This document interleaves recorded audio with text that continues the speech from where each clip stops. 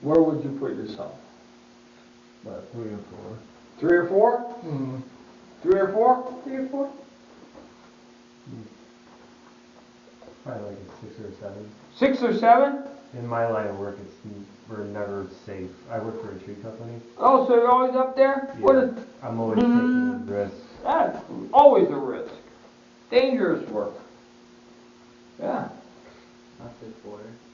3 or 4? Yeah. Yeah. What do you do that's risky, in your opinion? What's the most risky thing you do?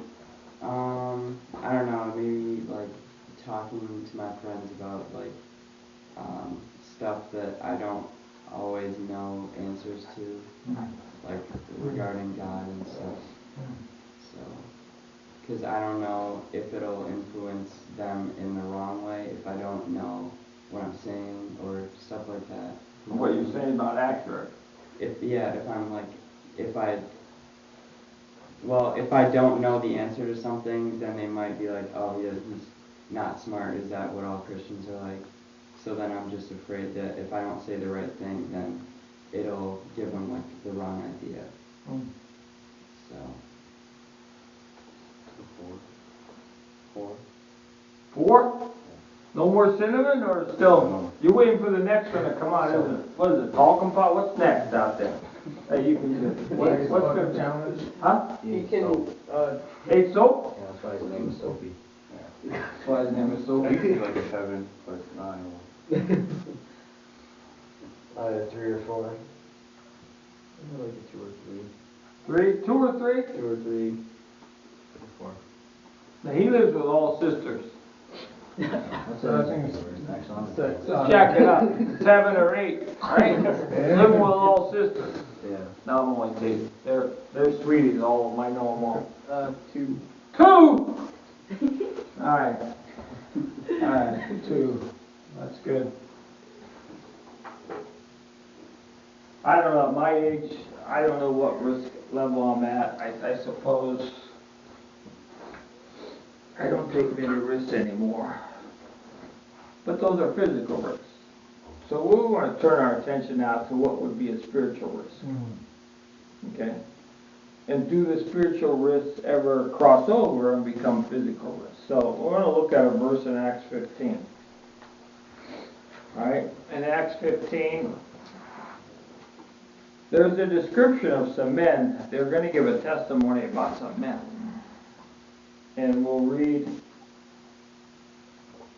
starting at verse 24, we'll read 24, 25, and 26. Bless you. So we need one person to read, nice and loud, with a strong voice. Sure, I read. We understand the same men from here has troubled you and upset you with their teaching, but we did not send them. So we decided have come to complete argument to send you official. I'm sorry, I'm going to read that part again. So we decided, having come to a complete argument, to send you official representative along with our beloved Barnabas, I'm not good with names, and Paul. You said verse 26 too? Yep. Who have risked their lives for the name of our Lord Jesus Christ. Very good. Stop there. Okay. So, here's the testimony. Here's what's happening. They had a big meeting in Jerusalem because there were some arguments over theology. When a person is born again, do they also need to be physically circumcised and taught to obey the law of Moses? Because they're non-Jews being saved. And so some said yes, some said no, so they had a meeting to decide. And when they decided, the answer was no. Gentiles don't have to be circumcised and they don't have to fall. Now we're going to write it in the letter, and we're going to send the letter to up to Syria, all right? Up to Syria where the church of Antioch is, and we're going to tell them what our conclusions are. And we're going to send this letter by the hands of these two men, Barnabas and Paul, and we're going to send Silas and Judas with them as witnesses that we sent them with this letter. So it's a witness to a witness to a witness. Just just to make sure nobody would doubt them. They had a lot of vetting, a lot of verification, a lot of levels of verifying. Here's what they said. We're sending these two people with these two people, but these two people are people who risked their lives for Jesus Christ. These two. Not those two, these two. And so it was very clear that they had this testimony that they did what? What kind of risk did they take? Do you know?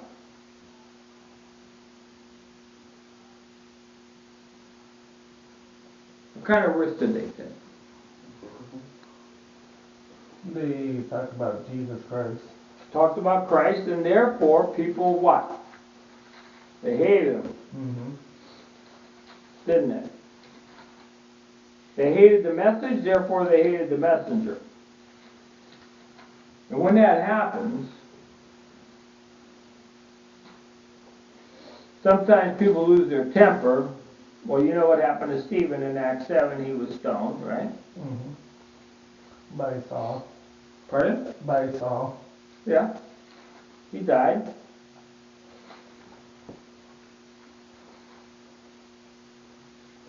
Let's go back to Acts 4. I have a number of passages, but let's just go look at Acts 4 real quick. This is Acts 4, 24 through 26, or Acts 15. This is going to be Acts 4. We'll start reading around 10, maybe. Whose turn? Oh, yeah.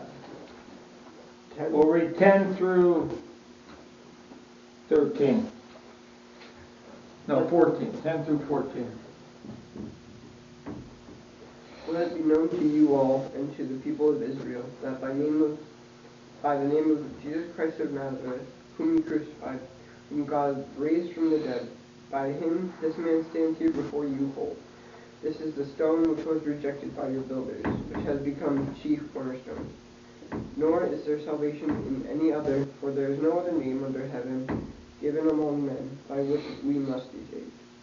Now when they saw the boldness of Peter and John, they perceived that they were uneducated and untrained men. They marveled, and they realized that they had been with Jesus. And seeing the man who had been healed standing with them, they could say nothing against it. All right, so here we have a story. We have an account, we have details of Peter, who had in the 3rd chapter gone in the temple to pray, and the man had been lame, and he was healed, and he was walking and leaping and praising God. Walking and leaping and praising God. Right? You know that song. Right? Okay, so now they're being asked to explain how they did it. So in verse 12, verse 13, there's this description of these. When they saw the boldness,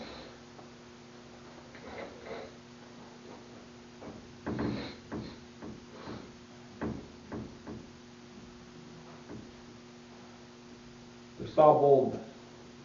So, describe it. Those are words. They saw boldness. Tell me what happened in your own language.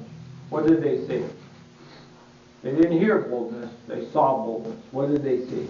Confident people. I'm sorry? Confidence. Confidence?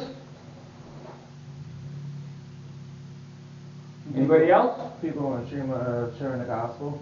Yeah? What did they see? Tell me in your own words. What do you think it looked like? Make a little video for me. What do they see?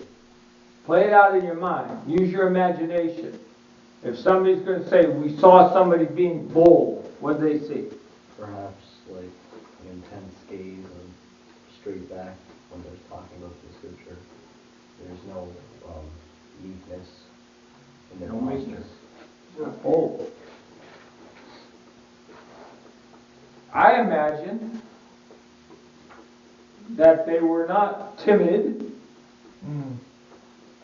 They were not fearful. They were not, oh, we're sorry. We didn't mean to offend you.